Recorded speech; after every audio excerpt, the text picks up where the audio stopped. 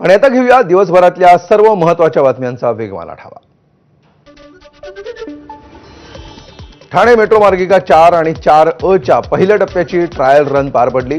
पहिल्या टप्प्यामध्ये 10 स्थानकांवर मेट्रो चालवली जाणार। मुख्यमंत्री फडणवीस आणि उपमुख्यमंत्री शिंदेंची उपस्थिती। गायमुख मेट्रो जंक्शन या ठिकाणी ट्रायल रन।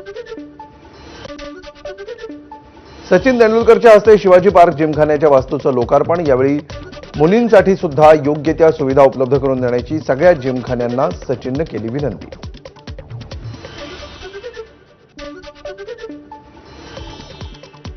उद्घाटनानंतर सचिन तेंडुलकरकडून जिमखान्याची पाहणी। यावेळी सचिनने टेबल टेनिस खेळण्याचा आनंदही लुटला। यावेळी सचिनकडून त्याच्या आठवणींनाही उजाळा।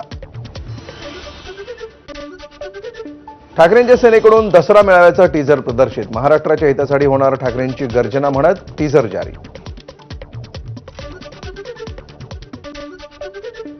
जीएसटी दरामध्ये कपात केल्यानंतर आजपासून नवे दर लागू। जवळपास 375 वस्तूंवरचे दर कमी। स्वयंपाकघरातील आवश्यक वस्तूंपासून ते इलेक्ट्रॉनिक्सपर्यंत औषधं आणि उपकरणं, ऑटोमोबाईलपर्यंतच्या अनेक वस्तूंच्या किमती स्वस्त। आता फक्त 5% आणि 12% असे दोनच जीएसटीचे स्लॅब मोदींकडून स्पष्ट। तसंच 12% स्लॅबमधल्या जवळपास 99% वस्तू 5% स्लॅबमध्ये आल्याचं मोदींनी केलं जाहीर।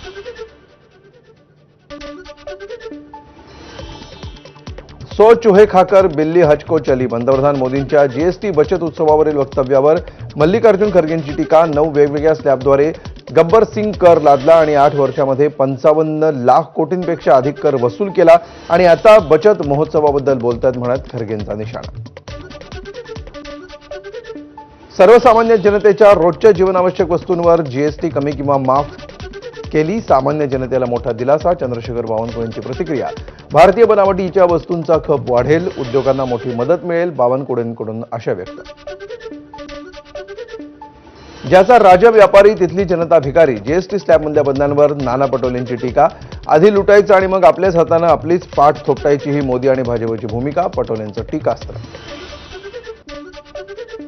सांगलीमध्ये आमदार गोपीचंद पडळकरांच्या विरोधात मोर्चा। जयंत पाटील यांच्यावर खालच्या शब्दामध्ये टीका केल्याच्या निषेधार्थ मोर्चा। सांगलीचे खासदार विशाल पाटील, आमदार रोहित पवार यांच्यासह राष्ट्रवादी शरद पवार पक्षाचे बडे नेते मोर्चात सहभागी। भारतीयांच्या रक्ताचे सडे पडतायत, मग तुम्ही पाकिस्तानबरोबर खेळताच कशाला? खासदार संजय राऊतांचा सवाल। भारतीय संघानं पाकसोबत खेळू नये ही 140 कोटी लोकांची मागणी। तरीही पाकसोबत खेळल्यामुळे जय शहांना भारतरत्न द्यावा, राऊतांची उपरोधिक टीका। संजय राऊतांना पाकिस्तान रत्न पुरस्कार द्या, नवनाथ बन यांची मागणी। फरहाननं बॅट रूपी बंदूक दाखवली, आमच्या खेळाडूंनी मिसाईल टाकलं, बन यांचं वक्तव्य।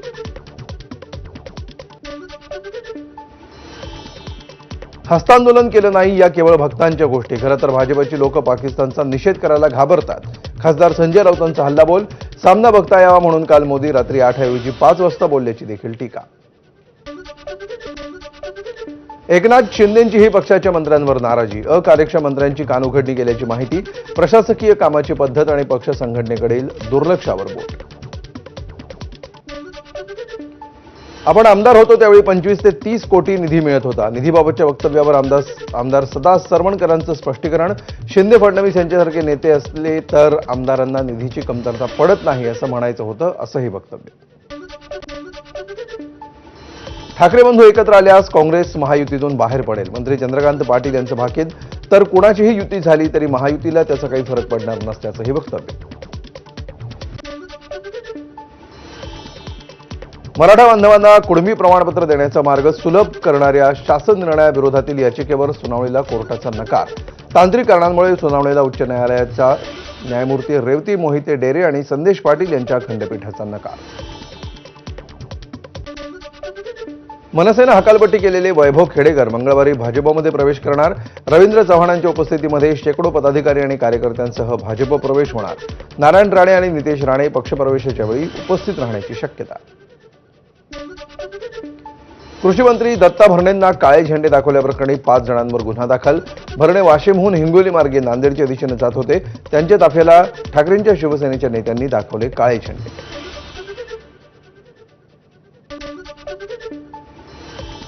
नाशिकमध्ये शेतकऱ्यांच्या कर्जमाफीसाठी मनसे आक्रमक। ओला दुष्काळ जाहीर करा, शेतकऱ्यांचा 7/12 कोरा करा या मागणीसाठी मनसेचं आंदोलन। वकील गुणरत्न सदावर्त यांच्या गाडीवर हल्ला करणाऱ्यांविरोधात मुंबईच्या दहिसरमध्ये आरपीआय आठवले गट आक्रमक. हल्ला करणाऱ्या व्यक्तीवर कारवाईची मागणी. जालन्यामध्ये सदावर्त यांच्या गाडीवर आंदोलकांनी केला होता हल्ला. पुण्यातील गणेश पेठेमध्ये पुणे महापालिकेच्या अतिक्रमण हटाव विभागाकडून कारवाई. अतिक्रमणामध्ये गेल्या वर्षी हत्या झालेले माजी नगरसेवक वनराज आंदेकरांच्या संपर्क कार्यालयाचा समावेश. उल्हासनगरमधील प्ले ग्रुपमध्ये चिमुकल्याला मारहाण प्रकरणी मनसे आक्रमक. कार्यकर्त्यांचं प्ले ग्रुप समोर आंदोलन. पोलिसांनी मनसे कार्यकर्त्यांना घेतलं ताब्यात. फरार शिक्षकाला अटक करणार नाही तोपर्यंत आंदोलन सुरूच ठेवण्याचा मनसेचा इशारा. शिर्डीच्या साई मंदिराचे प्रमुख वादाच्या भोवऱ्यात. भक्तांकडून भेटवस्तू घेतल्याचा सामाजिक कार्यकर्ते संजय काळेंचा आरोप. मंदिर प्रमुख विष्णू थोरात यांच्यावर कारवाईची मागणी. मुंबईच्या व्हीपी रोड पोलीस ठाण्यातील एक व्हिडिओ सोशल मीडियावर व्हायरल. पोलीस तक्रार लिहून घेण्याबाबत टाळाटाळ करत असून एक महिला पोलीस अधिकारी तिची नेमप्लेट त्या मुलांवर फेकून मारत असल्याचं व्हिडिओत स्पष्ट.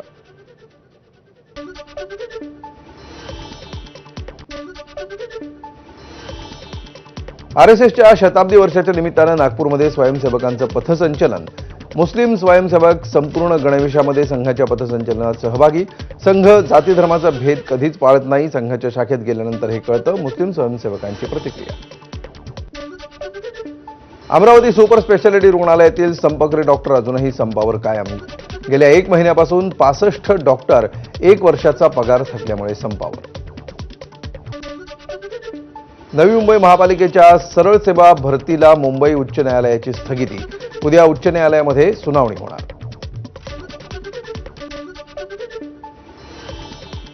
अकोल्याच्या सराईत गुन्हेगारांच्या 2 गटामध्ये तुफान राडा. 6 जण जखमी. राड्याचं सीसीटीव्ही फुटेज एबीपी माझाच्या हाती. राड्यामध्ये एमपीडीए कारवाई झालेल्या सराईत गुन्हेगारांचा देखील समावेश.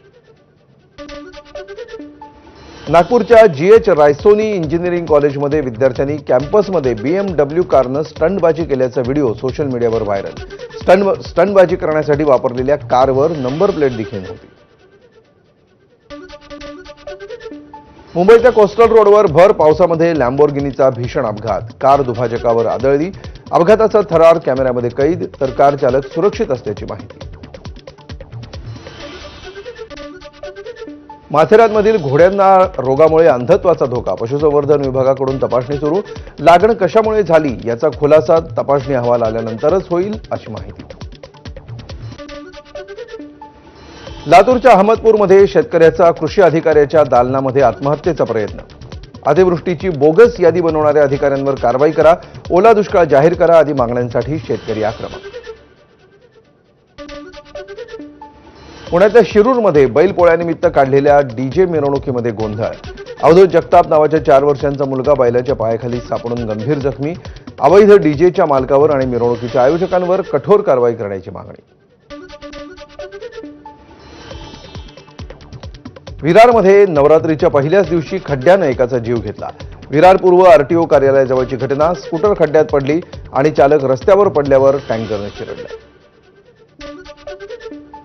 मुंबईच्या कांदिवली पश्चिम परिसरामध्ये मंदिरातल्या पुजाऱ्याकडून एका मुलीचा विनयभंग. लालजीपाडा परिसरामध्ये असलेल्या तारकेश्वर महादेव मंदिरातील घटना. पोलिसात गुन्हा दाखल होताच बदनामीच्या भीतीनं पुजाऱ्याने केली आत्महत्या.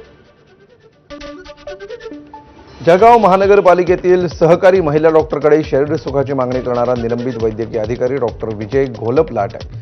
महिला डॉक्टरनं आयुक्तांकडे लेखी स्वरूपात लैंगिक छळाची दिली होती तक्रार. ही तक्रार मागे घेण्यासाठी पीडितेवर दबाव आणि धमकी दिल्याचा आरोप. बुलढाण्यातील संगम चौकजवळ असलेल्या पॅलेस चौकामध्ये रात्री 2 युवकांमध्ये झालेल्या किरकोळ वादातून हाणामारी. यामध्ये शुभम राऊत या युवकाची हत्या.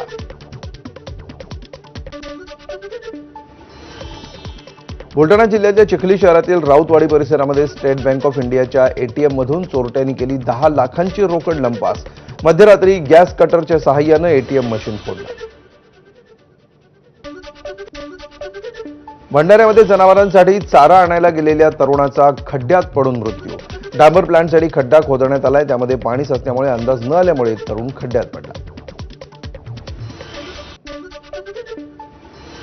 सांगलीतील वाळवा तालुक्यामध्ये धावत्या दुचाकीवर बिबट्याची झडप. दुचाकीवरील दाम्पत्य आणि लहान मुलगी गंभीर जखमी. रेठे धरण ते शिराळा या राज्यमार्गावरची घटना. राज्यात स्मृतिभ्रंश झालेल्या रुग्णांमध्ये झपाट्यानं वाढ, मानसिक आरोग्यावर मोठा परिणाम. सध्या राज्यामध्ये अंदाजे 4 ते 5 लाखांच्या आसपास लोक या आजारानं ग्रस्त. तुळजाभवानीच्या शारदीय नवरात्र महोत्सवाला आजपासून सुरुवात. मंचकी निद्रा संपवून देवी सिंहासनावर विराजमान.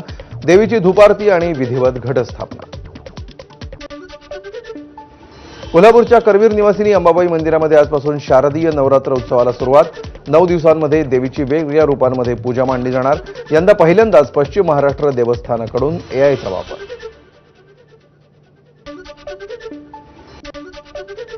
कोल्हापूरच्या करवीर निवासिनी अंबाबाई मंदिरामध्ये आजपासून शारदीय नवरात्रोत्सवाला सुरुवात. यानिमित्त अंबाबाईला तोफेची सलामी. महाराष्ट्रातील 3.5 शक्तिपीठांपैकी अर्धशक्तिपीठ असलेल्या वणीच्या सप्तशृंगी देवीच्या नवरात्रोत्सवाची तयारी पूर्ण.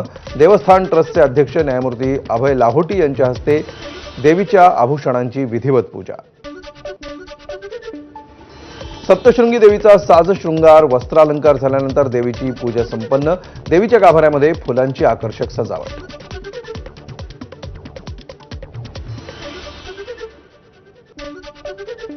नांदेड जिल्ह्यातील तीर्थक्षेत्र माहूरगडावर पहाटेपासूनच भाविकांची गर्दी. माहूरगडावर फुलांची आकर्षक सजावट.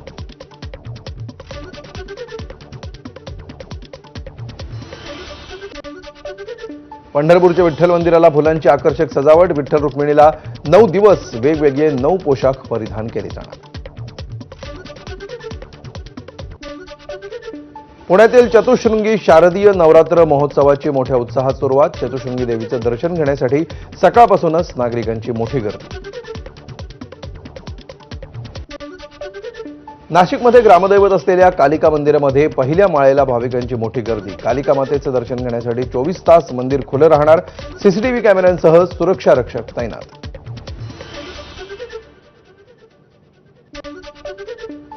मुंबईतील प्रसिद्ध महालक्ष्मी मंदिरामध्ये देवीच्या दर्शनासाठी भाविकांची सकाळपासून मोठी गर्दी.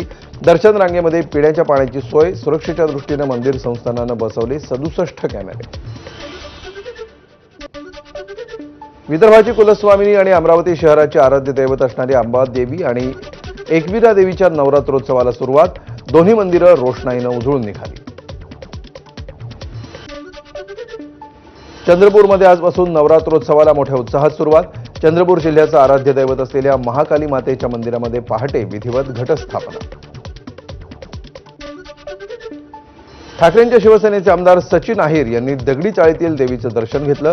अरुण गवळी यांच्या हस्ते दगडी चाळीतील देवीची घटस्थापना.